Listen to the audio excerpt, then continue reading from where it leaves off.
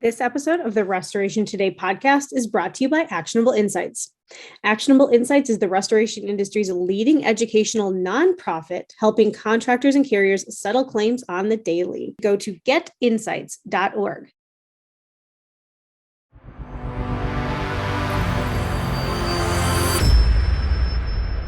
Hey there. Thanks for checking out this Restoration Today podcast. I am very excited today to be joined by a dear friend who I've known since I joined the industry in 2015. Annissa Coy is here to talk about contents restoration, contents cleaning, what's happening in the contents world today. Annissa, thank you so much for joining me. Tell me how it's going in your world.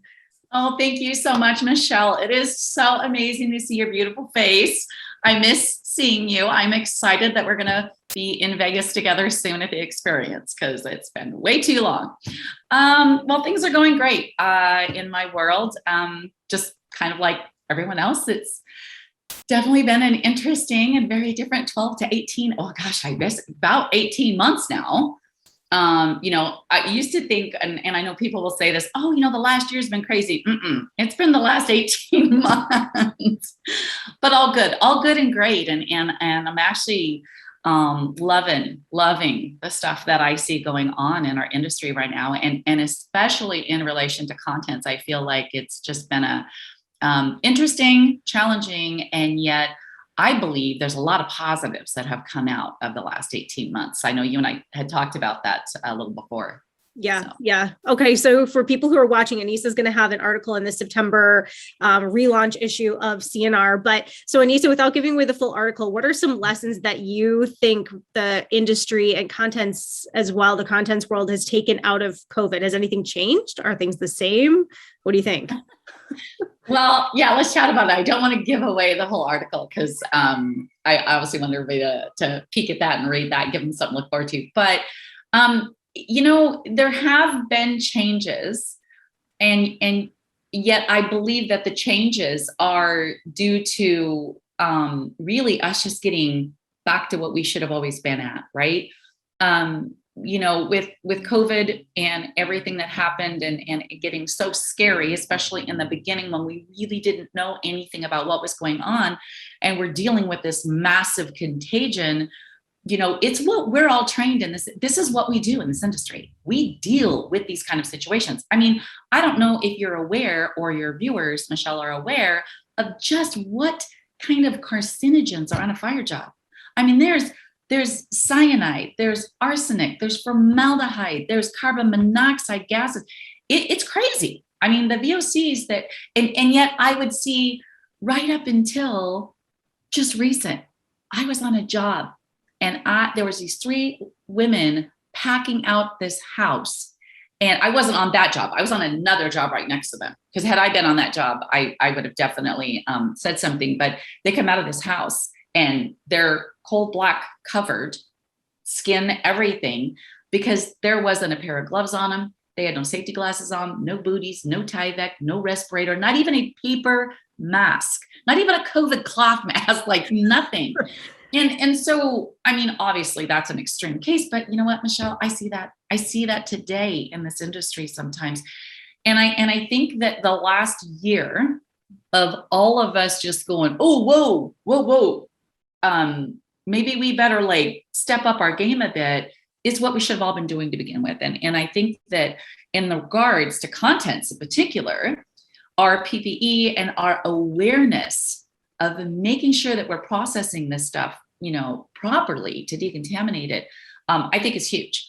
I just feel like the whole awareness, not only for ourselves, but the awareness of our clients makes us have to be on our A game because our clients are a whole lot more educated about contamination and disinfecting and things like that nowadays that I don't think we were dealing with a year ago or so. So I feel like it's a good thing. I think it keeps us all on our toes, It does. I've heard more conversations recently. This is kind of what you were talking about, that I think the pandemic reminded us all that at the heart of the restoration industry, we are cleaners. We are cleaners first. And so reminding us the proper procedures and processes to clean and keeping ourselves safe and all of that I think that was a big lesson that came out of COVID for sure. I do too. And Michelle, I love that you said that because, I'll get asked sometimes where we're going through different contents in someone's house, and they'll be like, so Annissa, what about this? Like, can we clean this? Or like when I'm teaching one of my on-site classes, can we clean this? Or what about this? Like, that's only an $8 item. Do we even bother? But again, like you said, at the heart of this industry, we are restorative cleaners. We are restoration, not demo contractors. Yes. We are restorative cleaners at heart. And so I'm always intrigued and challenged, no matter how little the item is, as to what is the proper way to clean that. And yes, obviously it's a whole different topic, but yes, there's some money involved there, and let's be smart and not charge, at $20 worth of energy and whatever to clean something that's only worth $5. But yes, at the heart of it, we are cleaners. And so if you don't know how to properly clean something, well, you should if you're in this industry. So maybe we need to go back to school a little bit, right? Yes. Yes. Okay. So talking about going back to school, what are some of the big innovations you see out there right now that have come maybe out of the last 18 months, 2 years or so in the contents world? Any cool innovations? Well, it's really stuff I think that has already been out there. Again, it's just like this heightened awareness, like for instance, Matterport. Mm-hmm. I mean, Matterport's been around for a while, but man, everybody now is using, and I think there's another camera out there. Don't quote me, but I think there's another one out there maybe that's kind of spun off that isn't quite as expensive, but it's the whole idea of video, sketching and looking at everything that's in a house. And the power of that, I think, is huge. It was kind of like an option pre-COVID. Now with adjusters not wanting to come out and companies not sending them out to walk the sites, it's imperative, in my opinion. And what it does, Michelle, is, I've had clients that will be able to, coaching and consulting on a job with them, they can just shoot me the Matterport and I can easily do a bill from that, or I can easily guide them through what it is that they have to do for this process or that process. And so I think that I guess I would call that almost videography. It has been one of the coolest things that I've seen people in contents, not just structure, but in contents, to be able to go and take a look and have someone say, oh, my mom's wedding ring was on the top of my dresser. Did you find it? If you have a Matterport that you do, by the way, before you touch anything, if that ring is on the top of that dresser, you'll see it. Yep. And I just that is just amazing to me. So I think that's probably one of the coolest things that has come out of all of this as far as the content side of things. And again, I know it's not new innovation, but it's like we're figuring out, how can we use Zoom differently? How can we use Matterport differently? And it's getting us thinking, right? Probably one of the other things that, again, just the awareness of contamination levels and the importance of decontaminating contents. I think there's a whole new awareness about ultrasonic, which is interesting to me. Ultrasonic has been around forever, right? In this industry, long time. But yet I go out on site to train companies, and they have a contents division and no ultrasonic machine. Like, I don't know how they do it because it's like, having that and a hydroxyl machine are like two of the things that I don't know how you do contents without. But now when we're looking at, cleaning thoroughly, which is of course what we always should have been doing, but really getting into that again and talking about COVID and contamination that, even the fire contamination, that is left on something, if it's not thoroughly clean, that's life-threatening too. Maybe it's not as immediate as some of the things that, COVID could do with someone picking up a virus like that, but it eventually can have a huge health effect on you. I mean, these are cancer-causing agents. So I think I've had a ton of uptick in questions about ultrasonic machine. What should I buy? Which one? How big? What brand? And how to use it. So that's I think so. Again, it's not new technology, Michelle, but it's like just kind of got us going and refocused and really, especially aimed towards the content side, cleaning side of things. Okay. All right. So how much are you talking to companies that are dealing with wildfires right now? I know that there are some fires going on in California and stuff. Any tips for people handling those? Yeah, having a lot of conversations. In fact, a coaching client this morning, Kevin was on with 2 hours with him, helping him deploy. A couple things. I'm always, the wildfires are so devastating, you guys. I live in Washington State, and back in 2018 or 2019, I cannot remember which year, our state literally was on fire, like the whole state. There was not a county that was on fire. We had millions of acres. And here we have trees that are like, we have like forests. You literally cannot walk through them. They're so thick. And so it's horrific. Right now, I'm actually on the east side of the state, and our air quality was negative 187 yesterday. They were telling people to get indoors. Right now, I'm looking out the window, Michelle, and I can see the smoke. It's at my son's house here in the backyard. The neighbor's tree looks like there's fog kind of between me and the tree. So there are not a ton of wildfires going on in our state, a little bit, but it is affecting us. So a couple of huge things that I would say to anybody considering is please, please, please, I cannot stress enough, have proper PPE. And I don't just mean when you're inside of someone's house. You have to understand what you're breathing outside, okay? That air quality is terrible. So you really got to be thinking about, if I'm in a wildfire situation, at a minimum, I have a mask on, minimum, goggles to protect my eyes. Even with that, your eyes will burn unless you're going to have a full face respirator. Now, I'm not telling you to walk down the street with a full face respirator on, although it could warrant it. I'm not going to say don't do it, but please take PPE seriously. Please drink a lot of water and take care of yourself.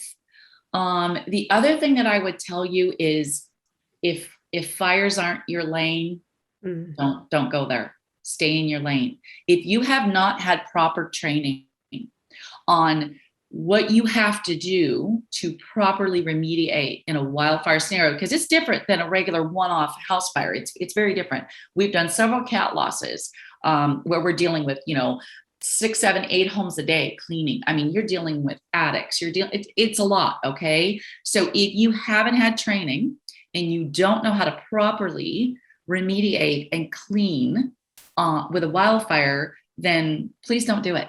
Okay. The third thing that I would say is the most important thing that you can do if you're going to go into a community to help. Let's say you've got the PPE, you're rocking that, you've got the training, you're like, Annissa, this is my lane, I'm going.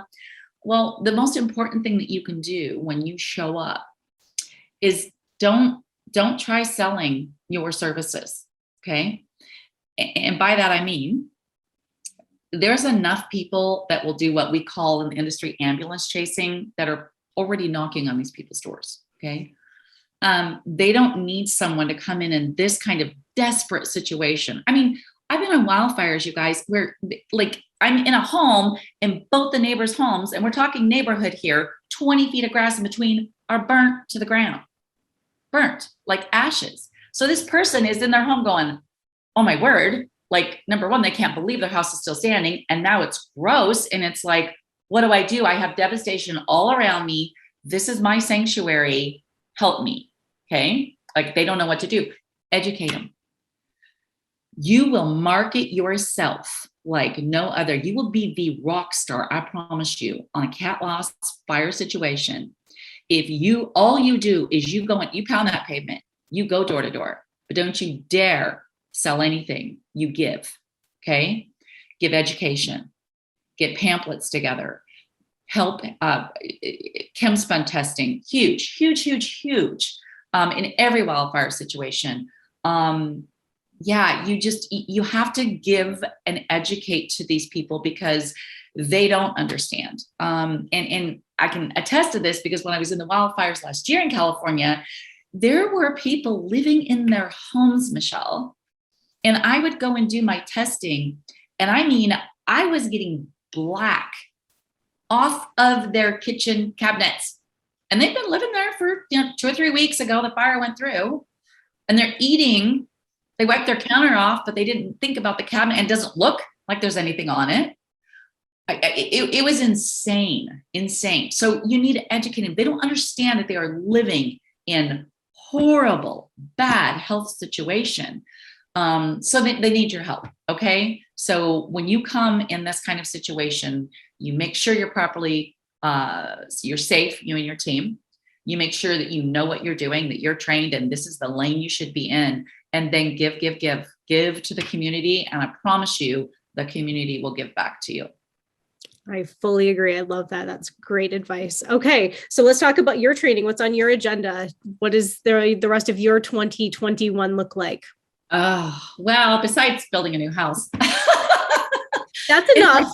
Selling, moving, building. That's a lot. Well, it's a lot. Vegas in there. I'm excited. Vegas. Yes. Yeah. So, we're going to Vegas. We decided not to do a workshop this time in Vegas, which is the first time in a few years. We just wanted to hang out and just see everybody. We miss everybody so much. So we're just excited to be there and hang out. We have a lot of really cool things coming up, actually. Of course, we do our on-site training where the companies will bring us out, right? And we just train exclusively, Kevin and I, and sometimes Travis, where we all three come out and just work very focused on their company, which has been crazy busy this year. We've been all over the United States with that. So there's that coming up here in the next little bit. And we're actually working on some really cool things that I'm going to give you a little sneak peek on, but I'm not going to let the rabbit out of the hat just yet because I want to keep you all on your pins and needles. So we're revamping our entire website, and there's a couple of very, very, very cool training changes coming up that I'm going to be very excited to announce. And it's going to really give everybody the opportunity to have on demand, I'm gotta be careful, I'm really gonna give it away, to have a fire restoration training for their teams. And really, especially those who come and do the hands-on class with us, which, by the way, we're gonna do another one, hands-on class, I believe the end of September. So that'll be up on firehouseeducation.com soon. I'll put the dates up there, where you can actually come and work a fire job with us, which is really, really cool. So we're planning that in September. That might be the only actual hands-on class that we do other than the on-site trainings, but the website will really help, once you have had that kind of training, it'll really help you implement more back in your company and really keep your teams up to date on everything that's going on. So yeah, really excited about that, and just getting back out there and being able to see more companies will be really cool this year versus last year. Awesome. I love it. Okay. Anything else you want to add before we wrap it? No, just, like I said, I really can't stress enough how much need that there is in the industry for people to be cleaners and restorers. And especially, as you can see, with the poor state of California being completely on fire right now, the contents are such a huge part of this. I mean, it's really, really huge. And I love seeing all the new students that have been going through our school. It's been very busy the last couple of years, and coming into the industry. And, if you really, I know I've said this before, you guys probably think I'm a broken record, but I don't think there's anything more that you can do to serve and be there for people in their time of need by being a restorative cleaner, other than maybe becoming an ER doctor. So I really hope that more people come into this. Again, the need is huge for contents restoration and restorative cleaning. And if you ever have any questions about that, or want to reach out to me, please don't hesitate. I love this industry, and especially this niche of contents. And I'm always here to help anybody. Awesome. I love it. All right, Annissa, thank you. See you in Vegas. I appreciate the conversation. Take care. Sounds good. For more Restoration Today, visit our website, cnrmagazine.com, or find us wherever you get your favorite podcasts.